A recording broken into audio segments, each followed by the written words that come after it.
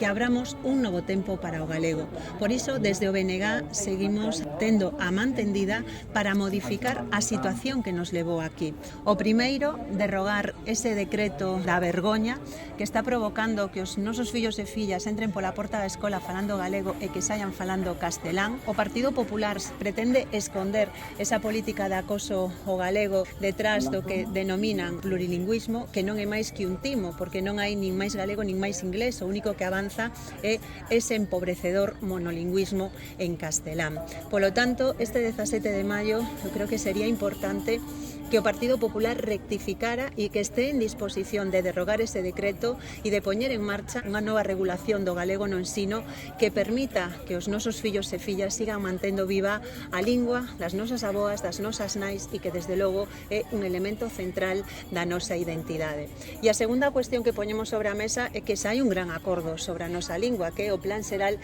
de Normalización Lingüística. O que ten que facer o Partido Popular é cumplir os acordos e para iso hai que pactar plazos, orzamentos e prioridades a hora de poñer en marcha políticas que xa están definidas e acordadas no Plan Xeral de Normalización Lingüística que o Partido Popular nunca quixo aplicar.